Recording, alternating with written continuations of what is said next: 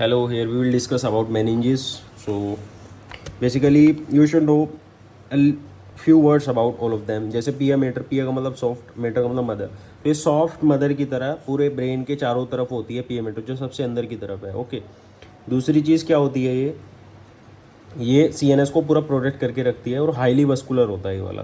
तो ये पिया मेटर सबसे अंदर वाली है। उसके बाहर की तरफ एरेक्नोइड होती है, this is the arachnoid membrane.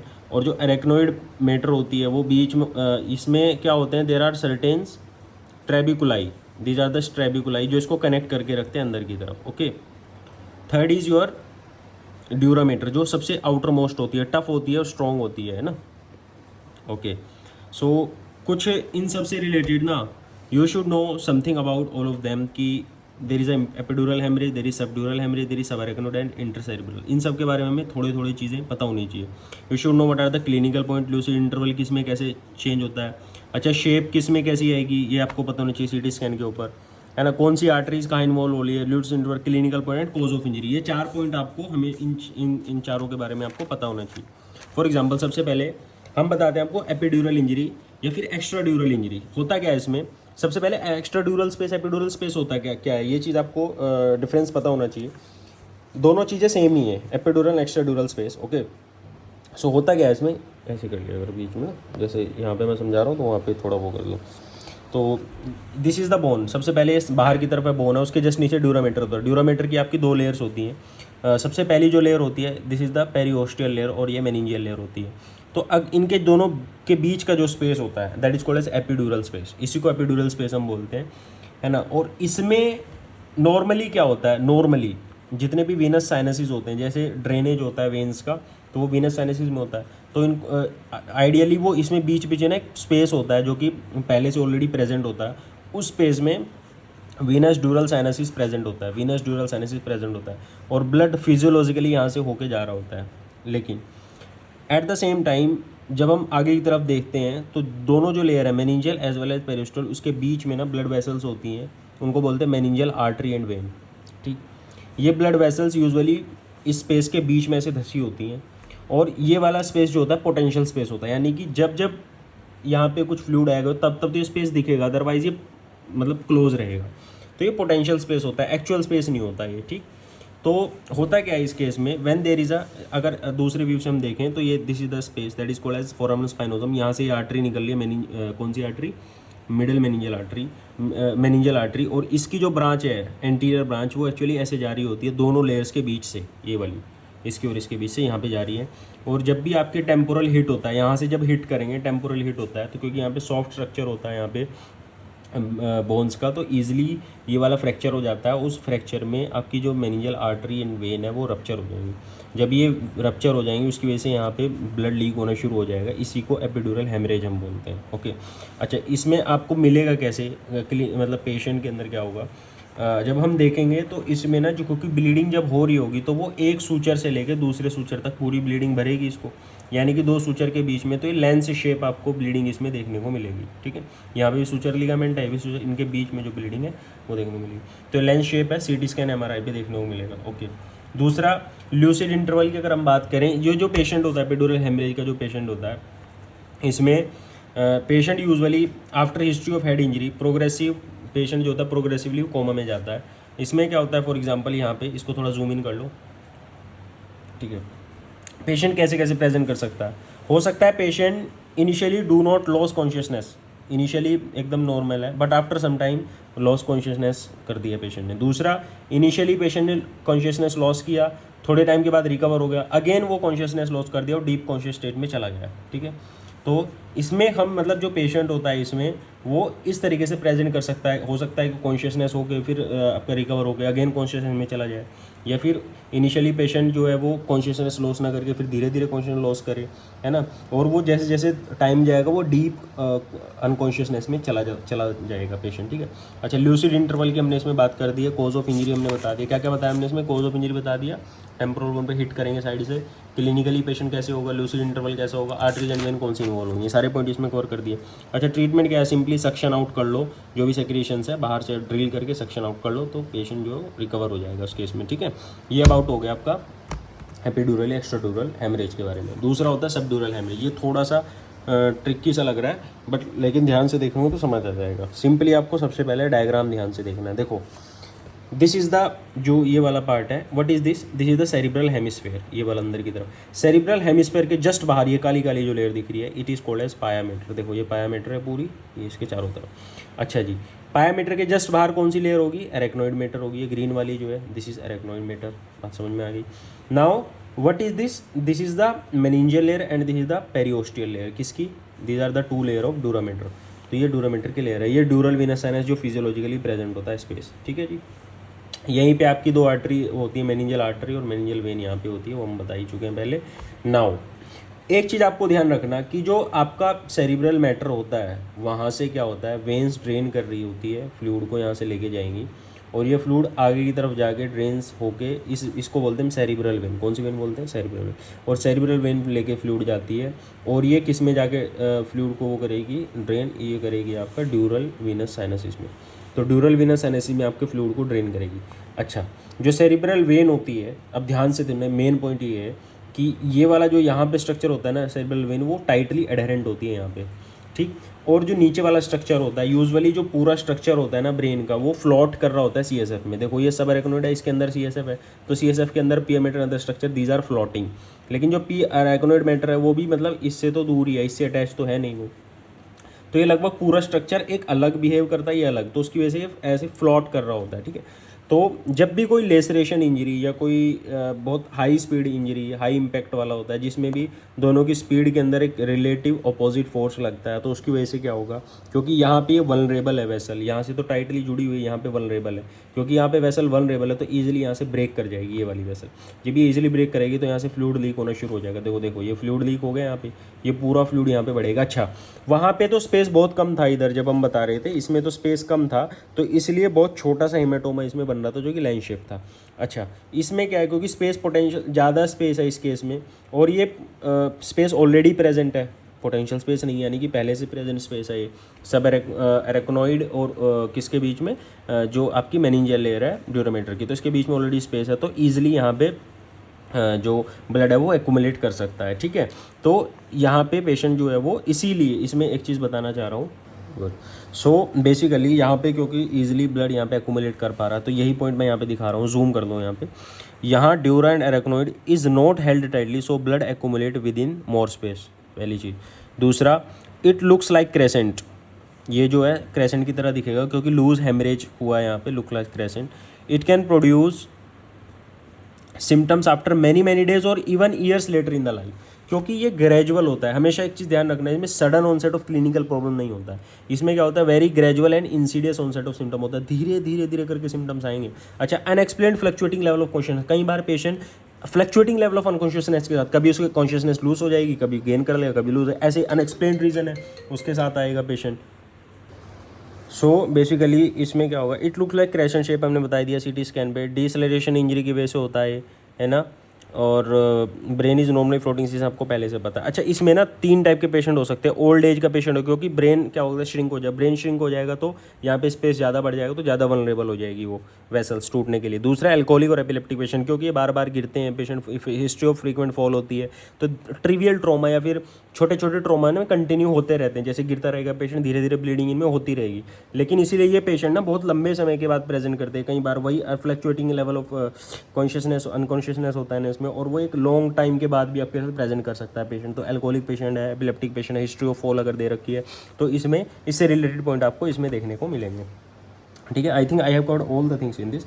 Then subarachnoid haemorrhage है, इसमें 3-4 ध्यान रखना चीज़ें। बैरी एन्यूरिज्म हो सकता है, एवी मालफॉर्मेशन, एवी मालफॉर्मेशन अगर तो भी लीक हो सकती है, बैरी एन्यूरिज्म है तो भी लीक हो सकती है। जब भी लीक होगा तो सीएसएफ आप जब लंबर पंक्चर करेंगे तो आपको आरबीसीज देखने मिलेंगे ब्लड के अंदर। अच्छा, बाकी आपको उसके बारे में सब पता है, बस एक चीज़ ध्यान रखना, patient very very very severe and sudden headache के साथ, सडन पेन होगा और बहुत सीवियर टाइप ऑफ पेन, वैसे लगेगा जैसे किसी ने उसको हिट किया है हेड पे बहुत जोर से, तो पेशेंट ऐसे प्रेजेंट करेगा। Lumbar puncture RBC are present in the CSF, और lumbar puncture L4 L5 level पे हम करते हैं, तो इसमें ये चीज़ हमें ध्यान रखनी है, पहला बात, ठीक।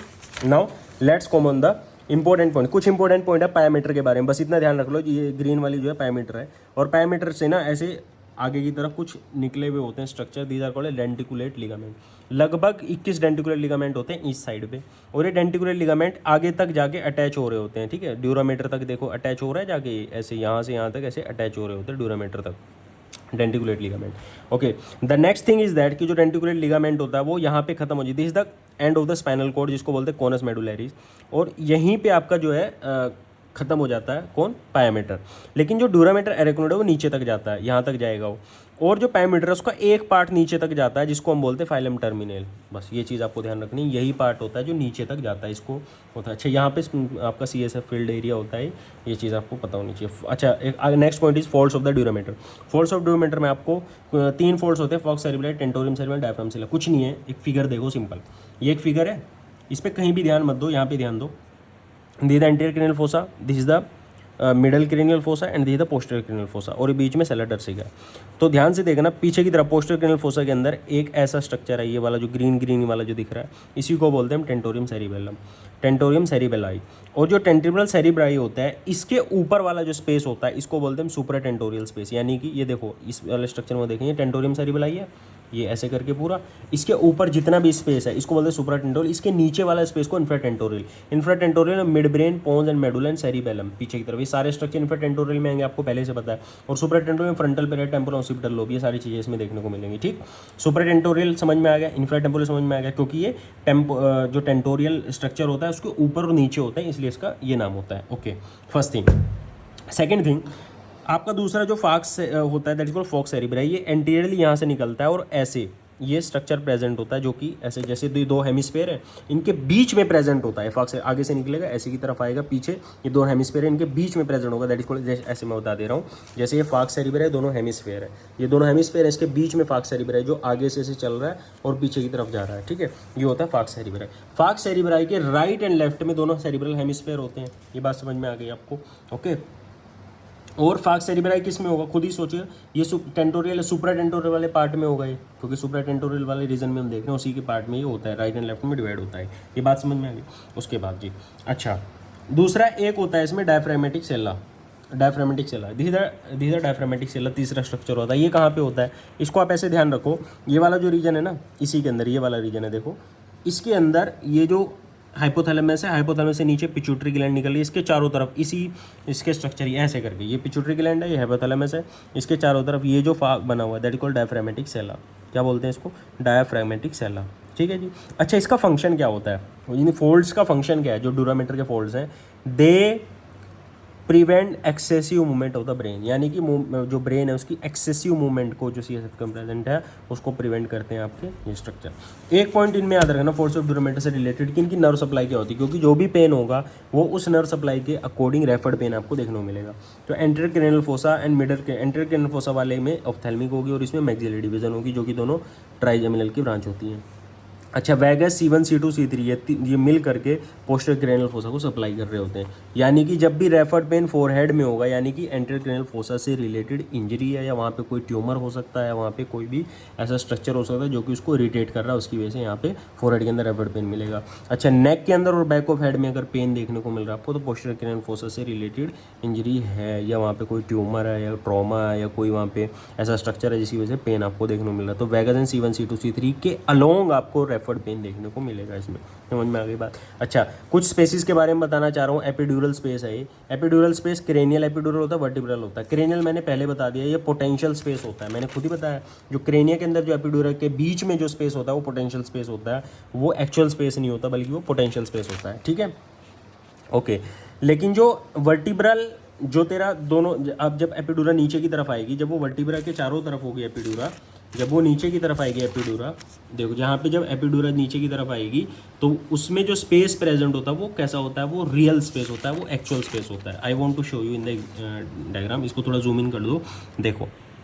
देखो जी, ये जो पिंक वाली है दिस इज द पेरिओस्टियल लेयर और उसके अंदर मेनिंजियल लेयर है। तो पेरिओस्टियल और मेनिंजियल लेयर के बीच में देखो ये वाला जो स्पेस है, ये जो स्पेस है ये एक्चुअल स्पेस होता है, पोटेंशियल स्पेस नहीं होता है, ऐसे ध्यान रखो। ये एक्चुअल स्पेस होता है, ये पोटेंशियल स्पेस नहीं होता है, ठीक है। तो ये आपको अलग अलग दिखेगा ऐसे एक्चुअली स्पाइनल कोड के चारों तरफ, दोनों के बीच में। ठीक है। तो वर्टिब्रल एक्स्ट्राड्यूरल स्पेस होता है, ये बस आपको ध्यान रखना है इसमें। अच्छा, CSF फील्ड सिस्टरने क्या होता है? CSF दिन को बोलते हैं सब अरेक्नोइड सिस्टरने। सिस्टरने क्या होते हैं? एक्चुअली ये स्ट्रक्चर होता है जो कि थोड़ा सा डायलेटेड होता है, जहाँ पे CSF फ्लूइड प्रेजेंट होता है। नॉर्मली तो आप देख लो, this is the what is this is the arachnoid. ये कौन सी मेम्ब्रेन है? अरेक्नोइड है, ठीक है जी। अरेक्नोइड के नीचे ये वाला सब अरेक्नोइड स्पेस है, इसमें CSF है। क्या तैर रहा है इसमें? CSF है। अच्छा, ये स्पाइनल कोड है। स्पाइनल कैनाल के अंदर भी आपको CSF देखने को मिल रहा है, इधर भी CSF देखने को मिल रहा है। अच्छा जी, ये अंदर वाली जो रेड वाली है पायामीटर है। नॉर्मली तो हर जगह यूनिफॉर्म स्पेस है बीच में, लेकिन कुछ कुछ जगह पे जो स्पेस होता है वो डायलेटेड हो जाता है, उसी को हम सिस्टरने बोलते हैं। अब ये सिस्टरने 3 टाइप के हो सकते हैं। देखो, this is the cerebellum, this is the medulla. Cerebellum और मेडुला के बीच में ये वाला जो स्पेस है, देखो ये वाला जो स्पेस है, I want two point highlight this space. ये वाला जो स्पेस है, ये वाला यहाँ से क्या है? फोरामन मेजेंडी है, जो कि फोर्थ वेंट्रिकल से CSF को लेके आता है और यहाँ पे CSF को डाल देता है। तो ये CSF यहाँ पे ऐसा है। ये वाला जो स्पेस बन रहा है अलग से, इसको बोलते हैं सिस्टरने, और ये सेरिबेलर मेडुला के बीच में, इसलिए सेरिबो मेडुला सिस्टरने होता है। यहाँ पे थोड़ा सा डायलेट होता है, CSF ज़्यादा होता है, बस इतना ध्यान रख लो इसमें। दूसरी चीज़ बताना चाह रहा हूँ, दूसरा कौन सा स्पेस होता है? दूसरा स्पेस होता है सेरिबेलो पोंटाइल सिस्टरने। ये कहाँ होता है? देखो, इसको ऐसे ध्यान रख लो। कैसे बताऊँ मैं? ये देखो, थोड़ा पीछे कर लो। This is your brain stem, ठीक है जी। ये ब्रेन स्टेम हो गई। ब्रेन स्टेम में ये आगे की तरफ क्या है? पोन्स है, और यहाँ पे मेडुला है, और पीछे की तरफ क्या है? सेरिबेलम है, ठीक है जी। तो मैंने आपको सेरिबेलम और मेडुला के बीच वाला तो बता दिया है कि फोरामन ऑफ, कौन से फोरामन ऑफ मेजेंडी के थ्रू आपका इसमें जो है CSF आ रहा है, और ये एक पोटेंशियल यहाँ पे क्या है? एक सिस्टरने बन रहा है। दूसरी चीज़, अच्छा जी, दिस इज द सेरिबेलम, पीछे की तरफ ये क्या है? सेरिबेलम, और आगे की तरफ पोन्स है। सेरिबेलम और पोन्स के बीच में देखो, ये पीछे सपोज कर लो ये सेरिबेलम हो गया, इसी को सेरिबेलम मान लो, बीच में ब्रेन स्टेम है और ये इधर पोन्स हो गए। तो इन दोनों के बीच में लेटरली अगर आप देखोगे, तो ऐसे अगर हम देखेंगे, तो एंटीरो पोस्टीरियरली अगर हम देख रहे हैं, तो ऐसे साइड में जो है ये स्पेस निकल रहा है। ये यहाँ पे जो स्पेस है, इसी को बोलते हैं सेरिबेलो पोंटाइन स्पेस। यहाँ दिखाओ, सेरिबेलो पोंटाइन सिस्टरने बोलते हैं इसको। और यहाँ पे जो स्ट्रक्चर प्रेजेंट होता है फोरामन ऑफ लश का होता है, यहाँ के थ्रू आपका CSF इधर लीक हो रहा होता है, ठीक है। अच्छा, तीसरा मैं बता दे रहा हूँ। तीसरा होता है दीज आर द सेरिबेलल पेडंकल। देखो, ये क्या है? मिड ब्रेन है, ये क्या है? पोन्स है, ये क्या है? मेडुला है, ठीक। मिड ब्रेन, पोन्स और मेडुला, इनके बीच का जो स्पेस होता है, ये इनके बीच में एक स्पेस होता है, इसको बोलते हैं इंटरपेडिकुलर सिस्टरने। अच्छा, इसमें भी CSF आता है, ठीक है जी। तो 3 सिस्टरने हो गए। 2 सिस्टरने और पढ़ लो, एक सुपीरियर सिस्टरने होता है, एक इंटरपेडिकुलर सिस्टरने होता है। देखो, ये आपका जो होता है आगे की तरफ, दिस इज द इंटरपेडिकुलर सिस्टरने। इसी को अगर हम ऐसे घुमा के देखेंगे तो ये इंटरपेडिकुलर सिस्टरने है, ठीक है। और यहाँ पे जो है दिस इज द सुपीरियर सिस्टरने। इन दोनों को जो कनेक्ट कर रहा है, इसको बोलते हैं एम्बिएंट सिस्टरने। तो ये 3 सिस्टरने यहाँ पे हैं, जो कि जहाँ पे आपका थोड़े से डायलेटेड होते हैं, जहाँ पे CSF प्रेजेंट होता है। तो ये सिस्टरने के बारे में। तो both the meninges video of doctor Najeeb has been covered.